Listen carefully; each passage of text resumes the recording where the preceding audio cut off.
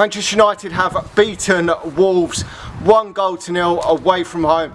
Really pleased with that win for Manchester United there in the second half from Marcus Rashford. Now, we'll start with pretty much the strongest lineup we could have gone for, apart from bringing in Garnacho for Marcus Rashford. Apparently disciplinary issues, I don't know what's happened there, but that was a bit of a surprise there, because Marcus Rashford has been the main man for Manchester United recently in Manchester United's upturn in form. He's the man behind the goals, he's the catalyst, he's become the main man, and since Cristiano Ronaldo's departure, he has become the standout player for Manchester United. He's taken that on and scored again today in that second half, coming on for Garnacho at half time. Now, first half, Manchester United, Shaw starting at centre back again, maybe a bit of a shock for some people, but he didn't play bad against Forest at centre back. I know it was only Forest, which is, these games are not the best of teams we're facing at this moment in time, but you can only do it in front of who you can do it in front of.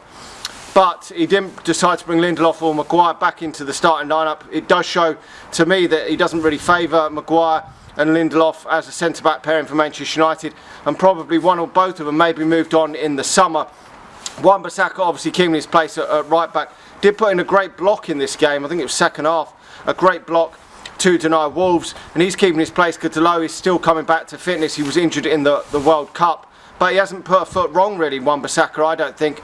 But you've got to gauge it against the opposition, and we've played Burnley, Forest and today Wolves, who are all pretty toothless going forward, which is partly maybe due to that, but he's a very good defensive right back. I still think he's got something to offer, and it's great that he's given competition to Dalot on that side. Blasir obviously at left back, which we've seen in recent weeks, and the rest of the team pretty much is picking itself at this moment in time.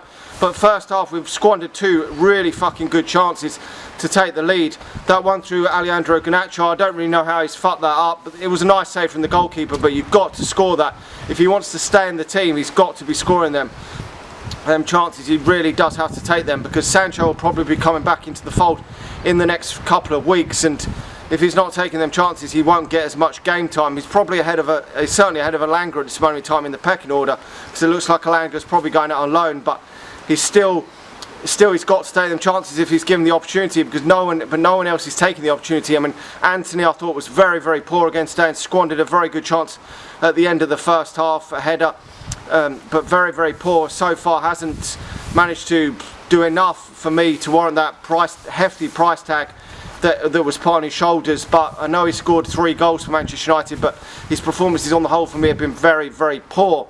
But hopefully he can improve. It is his first season, we will have to see what happens with him. But Martial again anonymous for me for Manchester United, which is a massive concern, because Bruno Fernandes isn't scoring many goals lately, so it's leaving all the burden on Marcus Rashford, and he came off the bench and got himself that goal late on in the game to give Manchester United 3 vital points. And I think at this moment in time, Ten Hag is getting the absolute maximum out of this team. I really do believe that, because I don't think this forward line is very good at all.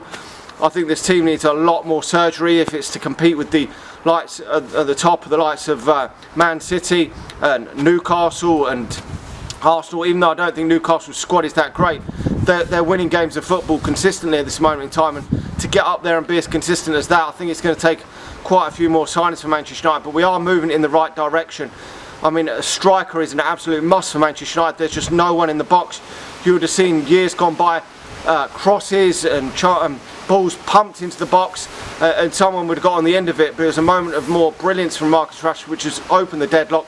I thought it could have been maybe a corner, a free kick routine that could have maybe broke the deadlock in this game, because it was a tight game and not too many chances. I mean, Wolves have had a couple of chances, one really late on which was almost straight at De Gea, which he saved, and that free kick beforehand, which was very well saved from De Gea. But there hasn't been bags of chances from Manchester United in that second half when we were 0-0, which is a concern. But it is because Manchester United are a bit toothless at this moment in time up front, and we certainly do need a centre forward. And if these wide players don't improve for Manchester United, we're going to have to probably bring in another wide player, which is a worrying concern. Could Ahmad come back to Manchester United and play on that right hand side, the right wing position, because Sancho and Anthony have not made that position their own, in my opinion, at this moment in time. They could grow and one of them could make it their own in the future, but neither of them have done enough to warrant to start in that position. So could we bring him back? We will have to wait and see. But I mean, on the TV they gave Marcus Rashford man of the match, and I can't really argue with that because he won Manchester United the game